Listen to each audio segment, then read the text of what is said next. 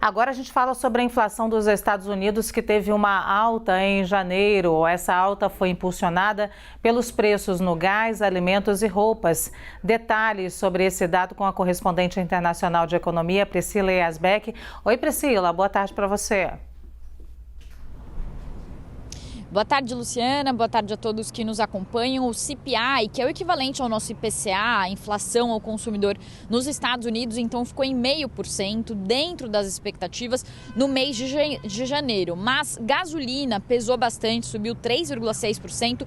Habitação também respondeu por metade do aumento do índice, subiu 0,7%. São itens que ainda geram alguma dúvida sobre a força da desaceleração dos preços nos Estados Unidos. Em 12 meses, a inflação ficou em 6,4%, mostra que de fato os preços estão subindo menos, com uma velocidade menor, mas ainda assim, quando se olha nos detalhes, esses preços que ainda estão pressionados, como da gasolina e da habitação, isso gera uma dúvida sobre o ritmo de desaceleração dos juros nos Estados Unidos. Lembrando, os Estados Unidos ainda estão subindo juros, mas numa velocidade menor que antes. E o mundo inteiro olha para o ritmo dos juros nos Estados Unidos, porque os bancos centrais balizam suas decisões de acordo com o Banco Central americano. E além disso, se os juros sobem muito nos Estados Unidos, que é a maior economia do mundo, isso acaba esfriando também a economia global. Portanto, todos os economistas e outros países também torcem para o ritmo dos juros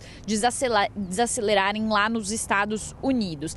Um outro dado também que saiu hoje importante foi o PIB da zona do euro, a segunda leitura do PIB, que ficou em 0,1% no quarto trimestre, desacelerou sobre o crescimento de 0,3% do terceiro trimestre. Mas ainda assim havia uma perspectiva de que poderia haver uma queda na economia da zona do euro no último trimestre do ano passado, então o dado veio um pouco melhor do que se previa até o ano passado. Com isso, a zona do euro talvez evite uma recessão agora no inverno. Ainda assim, o que dá para a gente concluir, Luciana, para devolver para você, é que os países avançados, que estavam acostumados com taxas de inflação de 2%, agora estão convivendo com taxas de inflação de países emergentes. Aqui na Europa, na zona do euro, a inflação está em 8,5%. No Reino Unido, passa dos 10%. Com isso, os bancos centrais, eles precisam subir os juros, e é o que está acontecendo. Agora, a inflação já bateu um pico na maioria dos países. Espera-se que os bancos centrais desacelerem os juros, mas ainda continuem subindo, só que numa velocidade menor.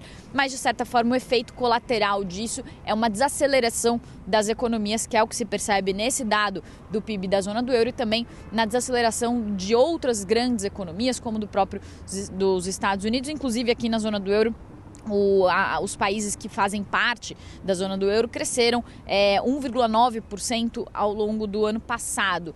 E nesse ano a previsão é de um crescimento de 0,9%, portanto, uma desaceleração por aqui. Eu volto com você.